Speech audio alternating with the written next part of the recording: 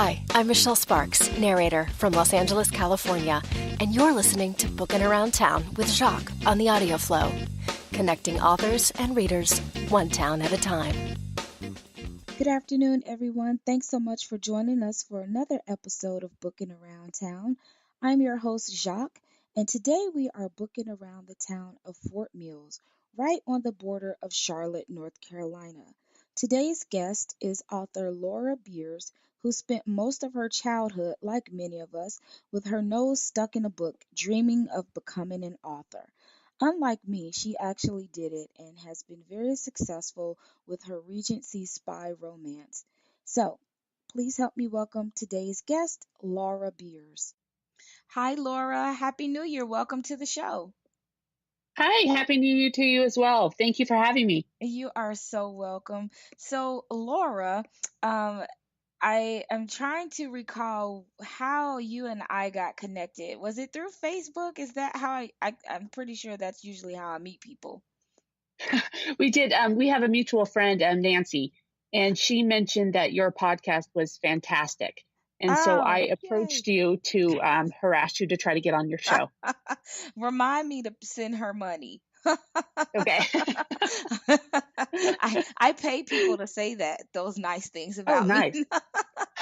Ever since then, I've been stalking you because you have the cutest little puppy now. Oh gosh, okay, so Jax, everybody, I got a puppy because I lost Dallas over the holiday, and yeah, I could not remember what life was like with a puppy until 2 weeks ago, and it would be similar to those people who've had children. Yeah, Yes. I didn't remember that, but he's cute and he brings me lots of joy and keeps me busy. So there you have it. Yeah. It also means that I had to go to the library to record this episode because otherwise you would get a lot of Jack's sound effects in the background. So we want this show to be about you and not him. Well, he's just so incredibly cute. Oh, well, thank you. You can hold him in your hand. He's that small. So it's Oh, really? I didn't realize he was that small. Yeah, Oh, poor little guy. He's like 2.4 pounds. Oh gosh, how adorable. Yeah, yep, he's adorable. Let's just keep it like that. But anyway, so how was your holiday? How was, Christmas, New Year's? We're in 2018. I can't believe it. Anything fun? Well, my husband got a new job in Charlotte, North Carolina. So we actually live in South Carolina. So we showed up, and obviously we're going through a cold spell right now where it's like 30 degrees and freezing. And my mom kept sending me text reminding me that it was 80 degrees in San Diego during the whole Christmas break. So we gave our kids bikes because in California, you can ride your bikes. Well, at least in Southern California, anytime you want. Well, here, my kids refuse to go outside because it's too cold. So they have yet to ride their bikes. It's Christmas because it's just too cold for them. We're kind of wusses. So we're hoping it warms up so we can start playing outside again. Yeah, and I would be really jealous. Actually, last year the year before I was in Arizona, and I used to text people and say, "Oh, it's so warm here." And they would send me pictures of snow, and I would send them pictures of the sun shining and me on the boat. And yeah, I would be very upset if somebody in California kept sending me pictures. So, but 30 is not that, 30 is probably colder than what you guys are used to down in the South. And I used to live in North Carolina. So, but it's 39 degrees where I am now. The sun's out and I'm not wearing a coat. So, oh, wow. Yeah, that's impressive. But you guys don't have do you guys have snow? Is it snowing there? We don't. Okay. It got really cold. Like when I walked my dog a couple days ago, it was 9 degrees, but we haven't had any storms come through. So it's actually just sunny. So it's not that bad. But I do see why people gain weight during the winter. I've never understood that. When everyone's like, "Oh, it's time for winter, I'm going to gain weight." And I'm like, because in California, you could run year round outside. And so all of a sudden I got here and I can't go running outside and the treadmill's not the same. And So I started gaining some poundage, and my muffin top's happy, but I'm not. Some poundage. Yeah. That's what happens. It's like, oh, it's cold outside. I need comfort food. Where's that bag of chips?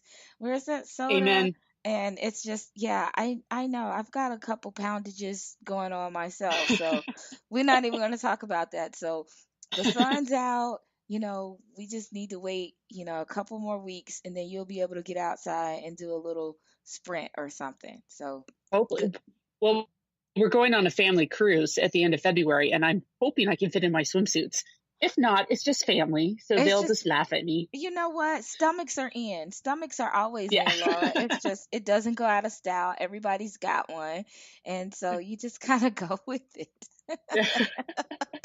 You tell them that you're like, I'm in style. I am in style with this I know. muffin top, and whatever else you want to call it is here.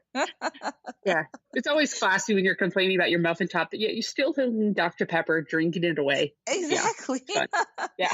Oh my gosh. Well, it is 2018, and I'm so excited that we were able to get your chat in. I know the schedule was just all over the place, but you've got this, a series that's out.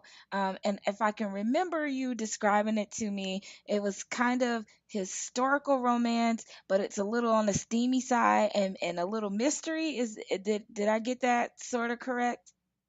The only thing wrong is it is steamy in a sense that there is a makeout scene in a carriage, but it's steamy because back in 1813 they didn't actually kiss until they were married. So it's Yeah. actually a pretty clean read, Uh-huh. but there is some making out in there, which is So scandalous. okay, well Yeah. there you go. And I like how you said there's a scene in a carriage. And back then, Oh no. Yeah. so now I'll be combing through the book looking for the carriage. No, I'm just kidding. There's actually a few kissing scenes which I have been criticized, but on because it's a clean read, but there's still some kissing. But anytime people are attracted to each other Hmm. and they're falling in love, they, at least for me, maybe because I'm white trash or something, but they can't keep their hands off the other person, and Yeah, they're in love with the person. They touch, and so some of these books that I read where they never touch until the final end, and then they have one kiss. I'm like, oh no, they need more kissing to fall in love. exactly. I mean, that Oh, would be normal humanistic nature, right, is to have some type of physical connection, and it doesn't have to be sex. I mean, right, there's an arm touch, there's a hug, there's something. And exactly, if none of that's going on, then I'm just going to question if they're human, because I don't want to really read exactly. about artificial intelligence and non-human interaction, but tell me a little bit. So, like, your background, what I see is you have this science degree in construction management, which is totally way left field than writing historical Right. romance in my small peon of brain. But I want to know how you got from there to here, and what that journey has been like for you so far. Well, I when I was younger, I always wanted to be a writer, but I also wanted to be a princess, an astronaut, a spy, all those fun stuff. Um, but so when I got to college and I was trying to figure out a major and everything, I was very interested in construction management because not a lot of women were going into that field, and it's very, at least at BYU, it's very business oriented. You get a minor in business and everything and stuff. So my uncle was a heavy donor and got me and my other cousin and a girl cousin, and we majored in it. And I absolutely loved working in construction. I loved the constant learning and the meeting new people, and it's every day you learn. You're trying to problem solve a new issue. Basically, you're babysitting adults. So it's a lot of fun. Um, but then I had kids, and I've always had these stories in my head. Like every night when I would lay down, I would just start interacting in these stories, and they always were about spies or just kind of stories in my head. And I thought that was normal.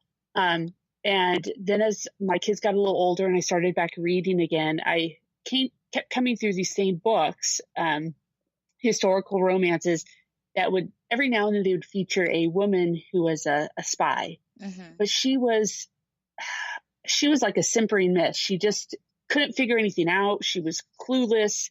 And I'm thinking, if she was really a spy, back in 1800s, she would be like a hardcore spy, because not only would she have to prove herself, but she would have to, constantly be bettering herself and learning.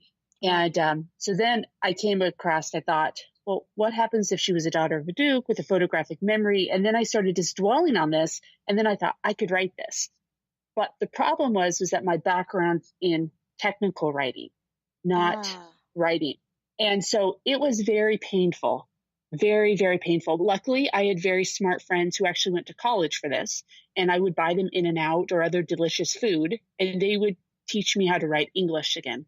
Because for the past 10 years was just writing notes to my kids or to my husband in his lunchbox. They weren't like real writing other than emails. And so it was definitely a learning curve. But then obviously I hired a professional editor and everything. But it was, it definitely was a learning curve to go from technical writing to writing English. So, and it's getting easier though. Well, it looks like it's getting easier. You've got books 1 and 2 out in the Beckett Files series, and so that's where I want to learn more about your characters and your series, and I like that you said you read some other stuff, and it just seemed like, for lack of a better word, they were not smart, and Right. but it makes sense that, like you said, in historical romance, there's so much more that a woman had to kind of prove, for lack of a better word, to be taken seriously. And so I'm looking at the cover, so let's start with that. I am a cover snob, in case you did not know this. I am and probably a lot of people pick their books by the covers. So that whole saying that people told us back in the day, don't judge a book by its cover, was a lie, because the cover is the first thing you see. So if it was just a blank book with the title on it, I don't know. I mean, I probably would look at it, because I'd say, who put a black cover up with nothing on it? But that's a marketing tip, people. No. But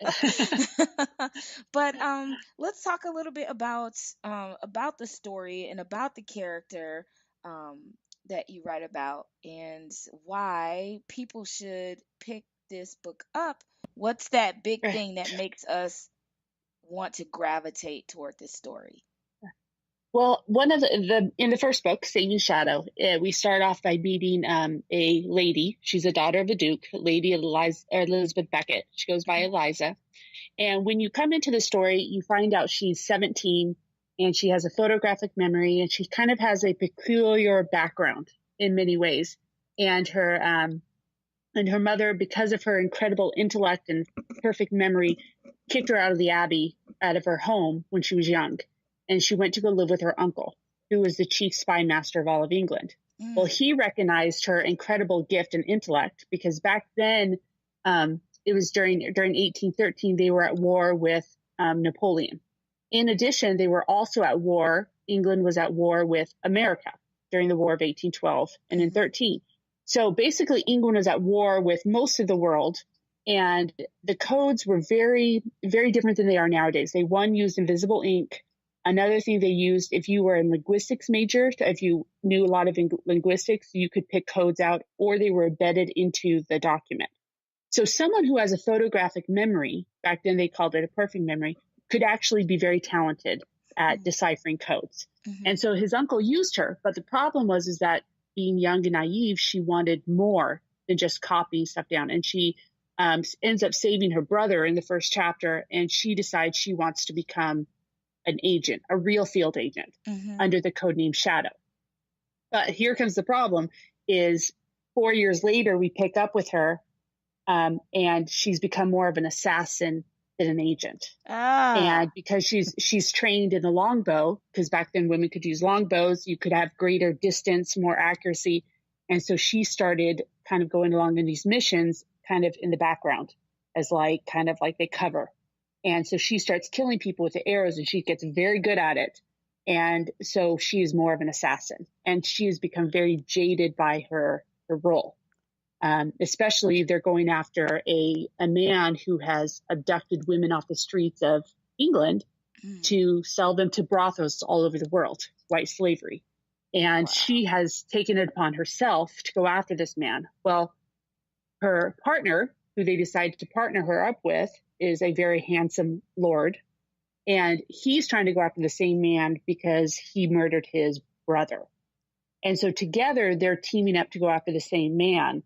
But before they can do anything, she's kind of going through post-traumatic stress, which once again, they didn't have that back then. So she's going through this stress of almost dying and all this stuff.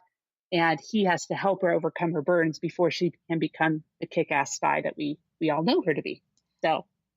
Well, wow. Okay, so Yeah. like if I had to modernize that, um, usually mostly because of TV, I would think Right. of something like Nikita because I Yeah. loved that show when it was on, and also Alias, how they kind of took these skills that these Yes. young people had and kind of converted them into these like I want to say kick ass, but I don't. Well, I just Yes. did. That's exactly it. Yeah. I just said it. Oops. Yeah. But I love it, and then it's got the whole historical background Right. to it, and I have not. I've probably read or listened to um 3 historical romances in my entire life, and so now that you've got this spin to it, I'm really intrigued because I'm really into spy. Anything that deals with spies, Jason Bourne, like I said, Yes. Alias, Nikita, all of those are like my top shows. So you sold me just that quick. So the Well, show is and over, it's, everybody. Bye. No, I'm just kidding. yeah. It's so interesting because back then, like I said, especially 1800s, even till recently, women have been so overlooked in society. Mhm. And obviously, back then, on paper, there was no such thing as women spies Mhm. because they wouldn't have done that, especially Right. not a lady. Mhm. But George Washington actually used women during the American Revolution as spies. And we know very little about their contribution, but we do know some of them are there. Mhm. George Washington was smart enough to use them, which means most likely England had them. Mhm. But we never hear about them because once again, they were overlooked. And as we start hearing about these women during World War II who did these amazing feats and who were these incredible spies, you start realizing this stuff probably happened back then, but no one knew about it because Right. once again, women were so easily overlooked. Right. But what better spy to have than someone infiltrate that is least expected? So Right. it makes a lot of sense. And so let's talk about a little bit about book 2 that Okay. released in December. So Oh, congratulations on that. It just released thank you. last month. And so what I guess I don't want to ask this. This is a series, so that means that we're picking up from book 1. And so if I ask you what's going on in book 2, you kind of are you gonna spoil it for us from Um, book 1? Actually, book two is very different. Well, Okay. book one, Eliza is going after the white slavery ring. She's going after the bad guy. Mhm. It ties into book two a little bit, but you find out very quickly that her brother, Lord Jonathan, who is the second son, which means he is not going to inherit, his father's title, and he has to have a profession. He becomes a spy also, and he's Oh. actually Eliza's partner most of the time. Oh. And so, because of that, he's still the son of a duke, which means Eliza and him go throughout the world, on these kind of these assignments to meet dignitaries and all these things, goodwill natures, support of the Napoleon Wars. So, but they're spying. But in the second one, you discover that his job in book one is to find Lady Hannah, who is the daughter of Lord Pembroke, who's the ambassador to Spain. And Lord Pembroke has documents proving that a high-ranking earl is actually tried to kill Preeney, which is the Prince Regent at the time under King George. And so because of that, they're trying to get Lord Pembroke back from Spain, but his daughter, Lady Hannah, has become a target. So his Mm. job is to find Lady Hannah before the bad guys do. And in all of book one, Jonathan comes in and out of the book while he's searching for Lady Hannah. And then in book 2, he finds Lady Hannah, and his job is to keep her safe. Unfortunately, he's a incredible spy, but he's kind of clueless when it comes to women because he has a sister who's this mega spy who is like hardcore, and then he has a mother who's a duchess and he's despicable, and so he's kind of like stuck in the middle of not really knowing what to do, and so it makes for a lot of humorous situations. You know what okay, so when I think about no, when I think about humor in this book, I want to know, or the characters in this book, which one of these characters, like, do you connect with, or are there pieces of you in each part of that? Like, when you were younger, were you heavily into like Nancy Drew and just the Hardy Boys and things like that? And did you be able to emit some of kind of your spy love into your characters? Oh, I absolutely loved Nancy Drew growing up. I used to be in middle school. I had no friends in middle school. It was very sad. Aw. And I used to sit on the bus. I'm sure I had one or two friends, but for the most part, I always had a perm and braces. And so I'd sit on the bus reading my Nancy Drew Hardy Boy books for years. And I just absolutely adored it. It's okay because in high school, I became high school royalty and played 3 sports, and I was fine. But middle school was tough. Yeah. And I was also 5'10" in 6th grade. So I got called Jolly Green Giant. It was very sad. Ah. But no, but anyways, so I love spies. And like I said, I've always thought if I could be a spy and a duchess, that'd be like awesome. Or, princess. It would be awesome. And so anyways, I kind of put the two together. And it's so remarkable because there is a lot of humor. It is a spy book, and there is some death and there is some that, but it's also meant to be lighthearted. There's a lot of banter between the characters. They become friends. They know each other, and they joke around. It's when they're out there at the final scenes and they're putting their lives on the line. It's not like everyone's crying. They're joking about it. They're finding a way to get through, persevere. How are we going to figure this out? And so there is definitely some, like I said, some death because it's a spy book, but there's also a lot of humor and there's a lot of fun. And every time I write a book, my 3rd book is actually getting ready to be sent back from the editor on January 15th. It should be released on March 1st. And it's the 3rd part of the series. Every time I write one of these books, when I wrote my first one, when I started writing the second one, I thought, I'm never going to get better characters than I am Eliza and Benedict. They're the best in book 1. And then I finished book number 2 and I think, oh, I'm never going to have better characters than Jonathan and Hannah. And I start loving them. And then the 3rd one comes along and then I'm like, I'm never going to get better characters than them. And it's almost like they become your friends. And so I do talk about them as if they're real people, which drives my family crazy, but they become so much a part of you. And each person, my readers sometimes say, I loved Lady Hannah. She was my favorite. And then it's like other people say, love Lady Eliza. And because it's a part of the series, they're all in it together. I just finished, not almost done, but I'm almost done with my 4th one. And they're not all of them, but most of the characters are in it. And because once again, it's a series, it's meant to be fun. You're getting to know these characters that you love. And so, and then you set it up for the next one because there's going to be a book 5 and 6, but you just fall in love with these characters. At least I do as the author. Well, and we do as the readers too, and that's why I always fall in love with the secondaries because you kind of know that there's a story for them, and so Right. the authors always set that up. They give us the great, the heroine and the guy. There's always the guy, or vice versa, and then they always have either a sibling or a best friend or somebody, and it's like, okay, I want to know more about them too. And Right. so then the great authors like yourself will go and write a story about them, and then we're like, oh, we love them, and then they introduce us to somebody else in that story, and we're like, oh, we want to know more about them, and then the cycle continues. But do Right. you know, when you started this series, did you know how far along it would go? Did you know that it would stop at book 5 or 6, or are you just letting it write itself? I always thought it'd be book 4 would be the final one, but it's interesting. After I wrote the first one, because there's four siblings. Mm-hmm. So it was always going to be, about Luke and, about Jonathan and Kate. And then the oldest one, the Luke. But then it's kind of funny because in the first one, there is a secondary character named Martha.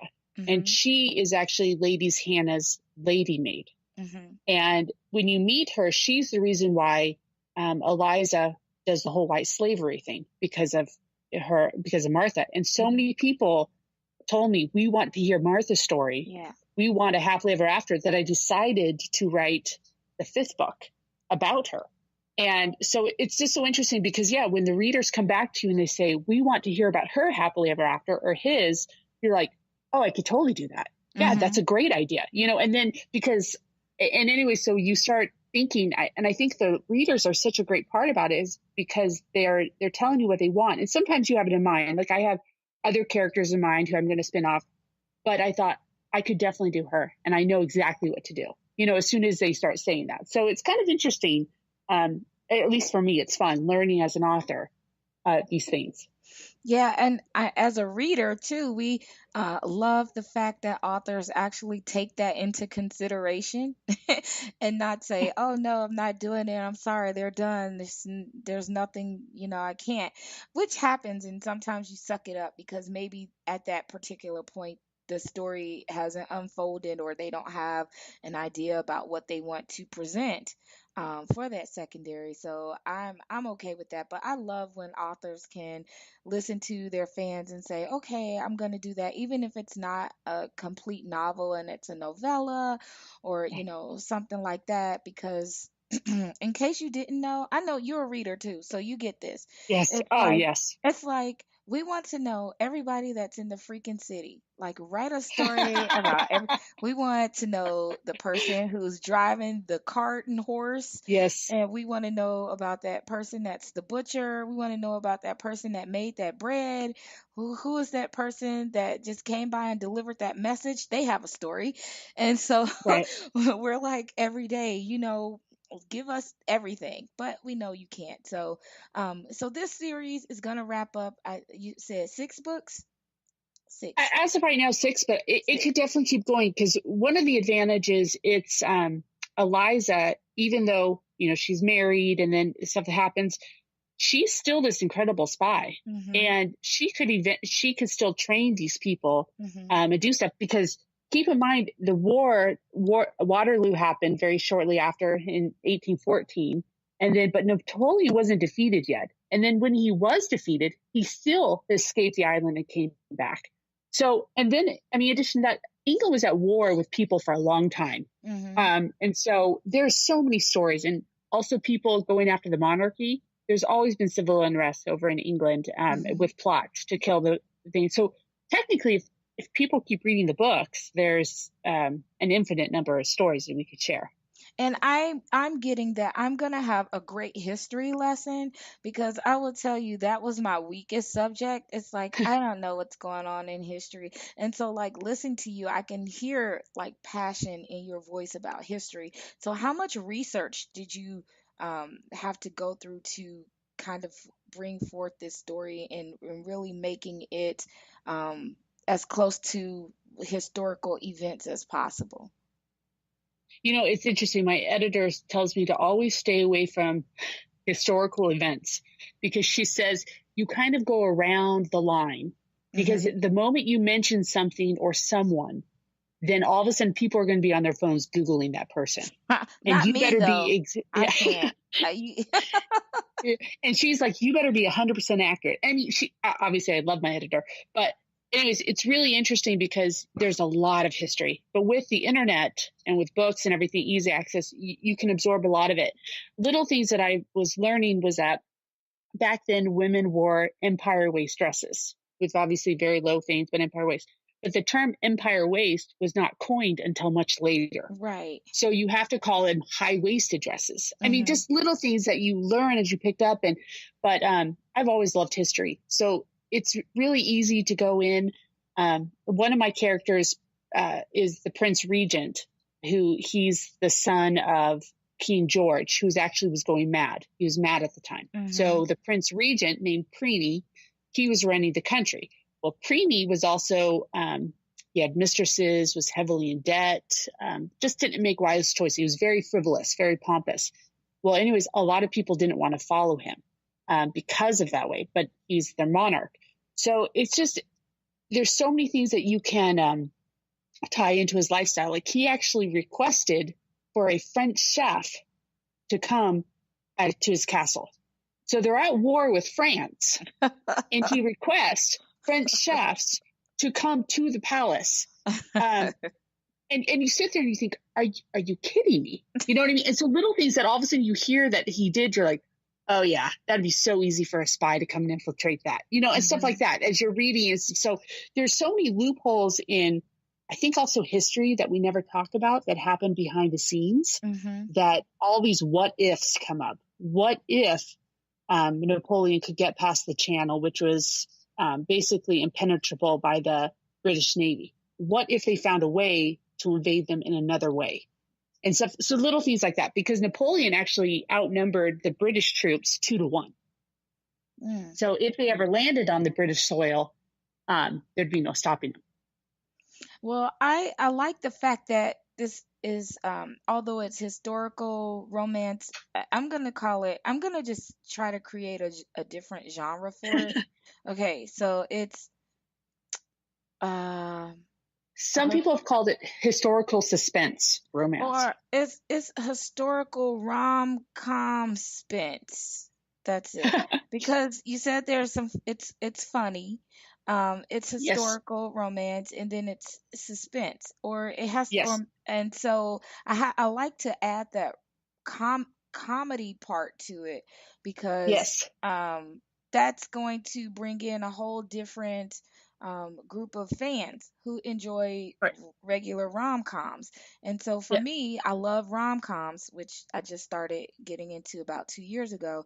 And since I just started listening and reading historical, so now I probably get it a little better, and it won't be so much over my head, because contrary to popular belief, everybody, I'm really not that smart. And so I just need I'm really not. And and again, I love spies, I love mysteries and thrillers and things like that. So I am eager to pick up a copy of both books, and maybe I can get around to reading both of them before the third book drops. Now, do you have a title? Does the third book have a title already? Yes. The third book does have a title. It's called To Love a Spy. To Love a Spy. Now, what part do you play in the direction of the covers? Do you have any hands-on with that, or do you kind of just leave it up to the others to create this cover for you? I have a cover design person, and she kind of gives me two mock-ups of which one I like better. And then we go from it. Like on my second book, I told her, the first book obviously is just a photo of Eliza with a dagger in her hand. And I thought, okay, that's good, because it's about, saving Shadow. There is a handsome lord in there, but it's about her. The second book is very much about Lord Jonathan and Lady Hannah. But if you notice, there's a dagger in her hand. And I made it very clearly that I wanted a dagger, because Lady Hannah is bound and determined to protect herself, but she doesn't really know how. And so she's in a room full of spies, and she's trying to learn how to throw the dagger and shoot a pistol and do all that stuff. And that's source of contentions, because Jonathan's like, is this a game to you? Like, I mean, he really is like, you don't know what you're doing, but she's determined to protect herself. And so that's why there's a dagger in her hand. So little things that I've kind of pushed for. The cover designer's like, there's not a lot of pictures where a woman's holding a dagger. So she had to kind of improvise on one. The third one, I have no idea what the third one's going to look like, because that's why there's people way smarter than me who do cover designs. But exactly, we'll find out. I understand. Well, I'm looking at book 2, A Peculiar Courtship, and she's all, in his arms, and he's almost, I'm gonna kiss you, and then she's got this giant dagger, everybody, and it's like, you look at the book, you're like, is she gonna stab him? But There are a couple scenes where she might have stabbed him. Yes. so it's like, yeah, it's peculiar and it's a courtship, but I Yeah. love it and I'm excited about reading them. So you've got this series now. Is your mind already thinking about what's going to happen once the Beckett Files series is completed? Well, I actually have I was just telling my husband this when we were out to dinner a few nights ago. I actually have another story in mind that I want to start on once I kind of push back the Beckett. I think once I hit book 7 on the Beckett files, I'll start on this file. It's two of the characters in the fourth book actually moved to America, Ah. and they moved to America, and so you've kind of fast forward about 40 or 50 years when all of a sudden cattle ranches and everything are very popular, and the a daughter of a marquise is she's getting ready to be forced into this marriage with a man who is her dad's age. And so Mm. she, with help of her friends, who's a merchant, she flees to America to go live with her aunt, who her aunt and uncle, they own this huge thriving cattle ranch. Well, it takes like 2.5 months to travel that far, maybe Mhm. longer. And so when she shows up, they're dead. Well, Ah. so she shows up and they're dead, but their kind of adopted son, not really officially, but they raised him. He is now owner of this cattle ranch, but technically she's also part owner too. But she's a lady. She's never experienced anything about being on the Mhm. cattle farm. And so he makes it his mission to try to get her to leave because he doesn't want to share this cattle ranch with this lady and this property. Anyway, so there's a lot of amusing situations until he realizes that she has nowhere else to go. Mhm. And then he starts becoming her friend and they kind of go from there. And then working on that series. Okay. So in book 1 of the new series, we're already going to see somebody died. So thanks for letting Well, us know and that. that's not a big thing. And I should warn you, it's so interesting because there's been a few blogs, very good blogs, very, credible blogs, that when they read my book, they go, just so you know, there's a few H words and D words, in here. Uh-huh. And they have a problem with them. They mark me down, but I'm thinking, you're not marking me down, or you're marking me down for saying, an H word or a D word, but you have no problem with all these people dying. That's interesting, but that's okay. That's fine. If That's that's, so with hell and damn, is that the yeah, H and D? Ow. And that's so, it. ow. I was Well, raised, I was raised saying those words. So to me, when spies are killing people, you can't politely say, please, I need to slit your throat. You have to throw in a few swear words, you and got a couple at least. you have to have some. And so anyways, because of that, they've knocked off half the stars, and like there's some swearing in here, and I'm thinking, yeah, but the white slavery premise didn't bother you. Oh So my it's gosh. definitely, it's kind of fun, but everyone is different. And that's a great thing about these Yeah. books. I have some people who rave about the books and say, these are the best books I've ever read. And then I have other people and they go, yeah, I'm not interested. Yeah. And it's okay. It's a great thing about that. The thing I've found about historical books or romance or historical just in general is that there's a lot of um there's a lot of the speech was different. People said Right. things differently in the past. And so when you read it in the book, it's like, people are offended. And it's like, well, Yeah. that's what they said back then. It's not, that this person is racist or that this person is Right. not taking into context that could be derogatory or anything like that. But that's just how it was. That's why it's called historical. And so you've got to kind of, go into it with that mindset and know that people use the word hell. I mean, Yeah. I mean, if we've seen Gone with the Wind and stuff like that, I mean, he Right. just said he didn't give a damn on Right. Casablanca and all. I mean, they say that. So it's, unless your book was listed as like Christian romance or something like that, but Right. even still, it's, it's right on the line. It's not like you dropped the F-bomb or something, because then Exactly. we'd have to question everything. And that's another thing is I like Jane Austen. Obviously, she's a very talented author, but and very fascinating. If you ever read her history, she's a very fascinating person. But my language, I do try to stay historically accurate in the Hmm. sense of what they said, but Hmm. not how they said it. Right. It's not as formal as Jane Austen wrote, but almost all my words were said back then, if that makes Hmm. sense. So there's no Yeah. the everyday slang and all that stuff is not in there, but it's more casual. Jane Austen is very formal. That's probably Hmm. how they spoke. But they also wouldn't kiss someone until they were married, but they had Hmm. five mistresses on the side. Right. So it was a very hypocritical time back then. Yeah.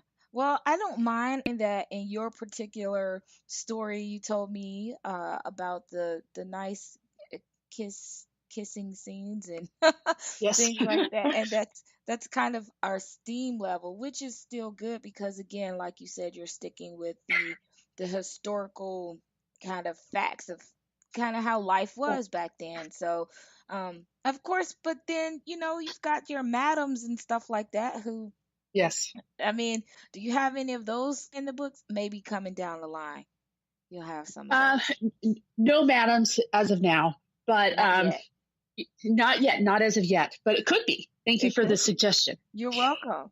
I mean, just, not that it needs to. I'm sure.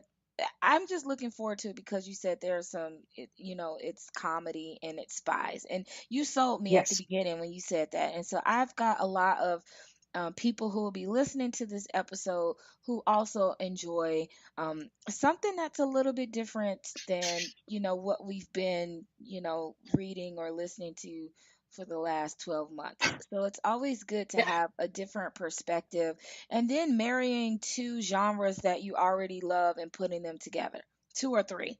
Um, Yes. Yeah. so that's going to be very exciting. But so a couple things before we finish. Yes.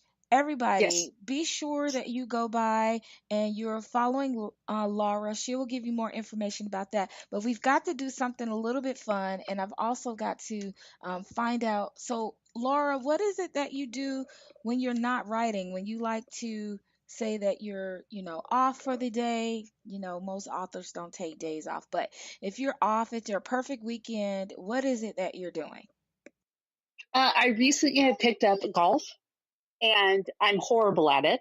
But my husband's been an avid golfer for quite some time, and my daughter is really good at it. So she's been having golf lessons, except it's so cold here that she refuses to play golf in the winter. So, but I've just started picking up golf. Like I said, I used to go running, but it's too cold. I Hmm. am an avid Dr. Pepper drinker. So that's probably what I do for fun, is I drink delicious Dr. Pepper. What is it about Dr. Pepper? I don't know. I think it's my psychiatrist a long time ago told me that I'm have some ADHD tendencies, and so I probably have medicated myself over the years with Dr. Pepper.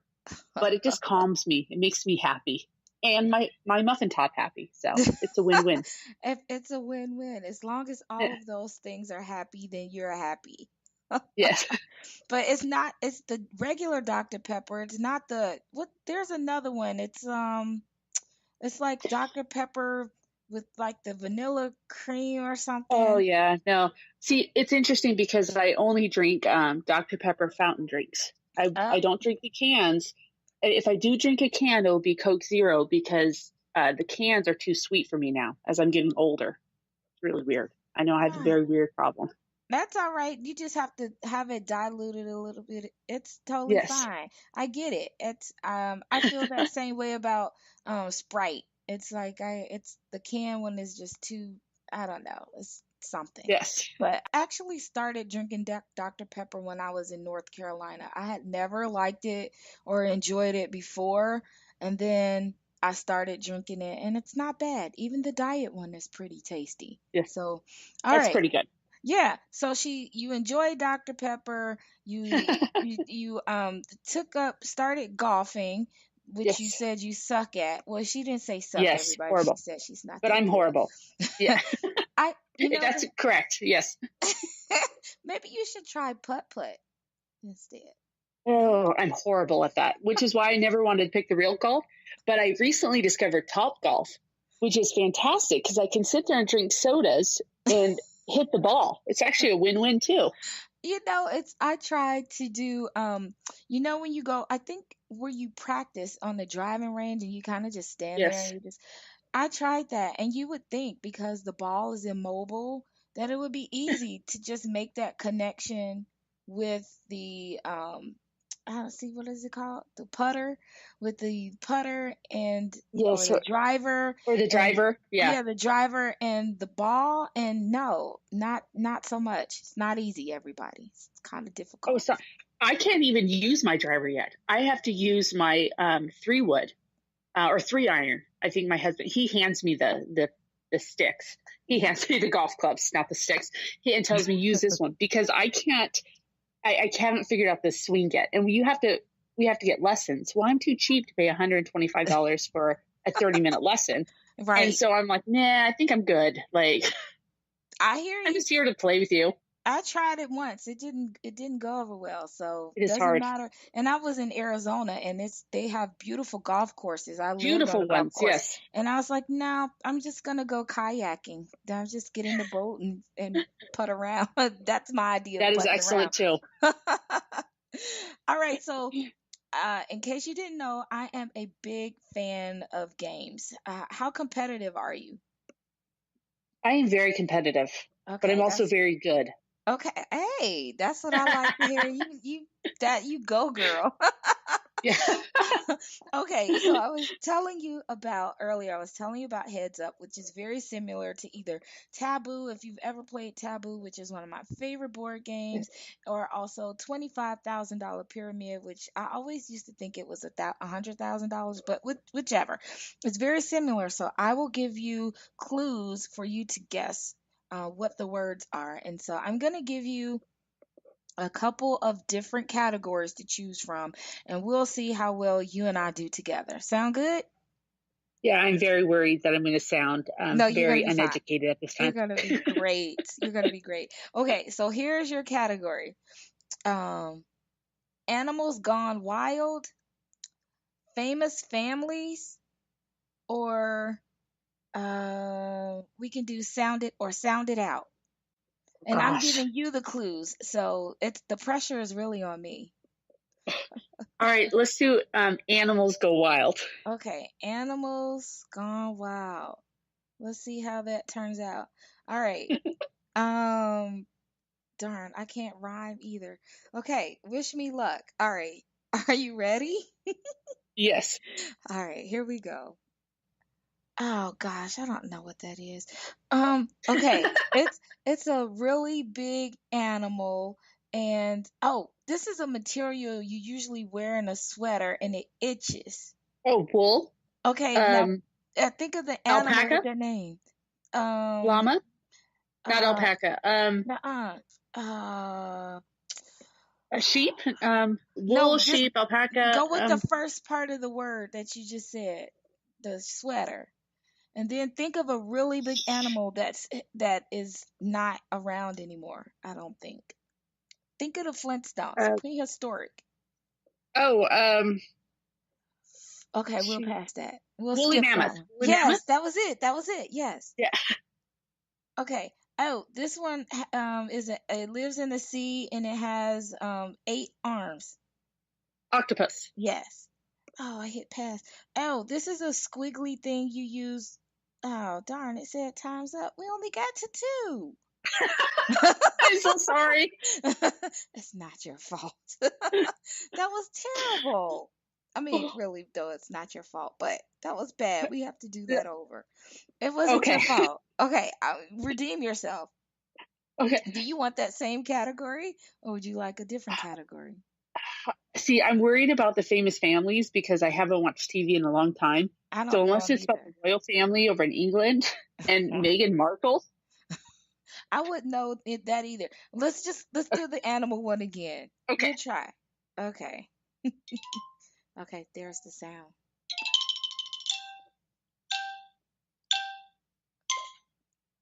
Oh, this is one of those animals that's in the yard. Oh, or you play the game with the big mallet and they pop up Squirrel. out of the hole. Weasel. It's called Weasel, squirrel, wacka. the mole. Whack-a-mole. Yes, yes. Oh, this is the fuzzy thing that turns into a butterfly. Oh, uh, why am I drawing a blank on this? A larva. Wait, It's a squishy thing, and it's usually oh, like yellow, and they squish around. They come out of a cocoon. I, It's also okay, a pass, famous. because I cannot think of it. Okay. Um, somebody's okay. So this is it's got a big horn in the middle. It kind of looks Oh, like a rhinoceros. yes. Go. Oh, in Florida they have these. It's a big bird. It's not a flamingo, but it's another one. He got a big statue. Pelican? Yes. Pel- Okay, that was funny. Okay, at least you got three that time. What was it called? A I'm still drawing a blank. caterpillar. Caterpillar. How did I forget? I'm sitting here like larva. I'm thinking in my head, but I can't figure out what the word was. Caterpillar. Of course it was. It's okay. It happens sometimes. But we're gonna have you back on the show so you can redeem yourself. Thank you. I always give everybody a second chance. We'll have to do it live next time, and that way you can download Heads Up on your phone, and we can play together, and you can give Oh, me that'd be clues great. too, so everybody can see how bad I suck because I'm not that great either sometimes. But Laura, it was so fun having you on the show. Everybody, Laura beers like beer, like you drink Yes. beers. Laura, tell everybody how they can find you online or on social media so we know what's coming up next for you. Okay. I am most active on my Facebook account, which is author Laura Beers. Also Instagram, author Laura Beers. I just got my blog up, but it's not too impressive right now with the newsletter. But I did want to say that my books, because I'm a brand new author, my publisher has actually put the ebook price for Saving Shadow at $1.99 and a Peculiar Courtship ebook price for $2.99. So it's cheaper than buying a milkshake. So instead of like gaining weight, you could just like read my book and lose weight because mentally Yeah, you like get brain that cells. So I'm that just sounds like pitching a that. plan. Yes, you can get both Yes, books. You can get both books for less than $5. exactly. It's way better than a McDonald's Happy Meal. So, or their value meal, I'm whatever. just saying, well, can we Deliciousness. just have the food and the book? I mean, they kind of go Oh, that would together. work. For Food less goes than good with $10, everything. yes, Yes. for less than $10, you can have a great meal and two great books to go along with it. How Yes. about that? That's perfect. That sounds great. Now, is there any events that you'll be at in 2018 that we should be looking forward to where we can actually meet you in person? Well, as of right now, both books actually have been nominated for Whitney Awards, which is an award given out in Utah. They're LDS awards. Also, I'm working on getting a book signing in the Fort Mill, South Carolina area, and Okay. also Charlotte, North Carolina. So there will be more information on that. But as of right now, those are kind of it right now. That sounds amazing. So everybody, if we want to keep up with Laura, just find her on Facebook. We should find you on Facebook, right? And you'll Yes. be updating everything there. So we should stalk you Yes. there. Yes. Sounds As good. you know, I post pretty much everything on Facebook.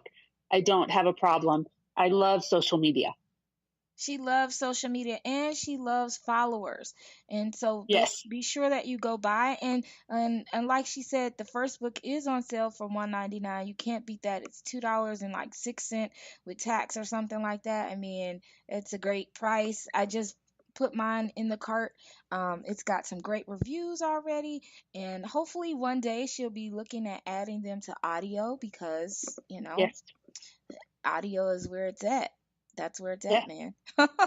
My publisher wants to get a few more followers and readers before we do that route, but that definitely is in the works. Okay, perfect. So we're on top of that because I am a big Yes. audiophile and I love audiobooks. And so, yeah, we're going to make this push this so it can go to audio. But thank you so much again, Laura, for joining us for this week's Thank episode you. of Booking Around Town. And everyone, please be sure to follow Booking Around Town on Facebook under the same name. Also, you can find us on Instagram at Booking Around Town. And you can also find us on Twitter at Booking Around TWN because we ran out of space, couldn't get that O in there. This episode and all other episodes of this podcast can be heard on iHeartRadio, iTunes, TuneIn, Google Play, Spreaker, YouTube, and also can be found on our website at www.theaudioflow.online. We look forward to chatting with you guys on next week. Until next time, everybody, have a great week. Bye. Thank you. Bye. Don't forget to download your free audiobook today. Go to audibletrial.com/the audio flow. Again, that's audibletrial.com/the audio flow for your free audiobook. Thanks for listening.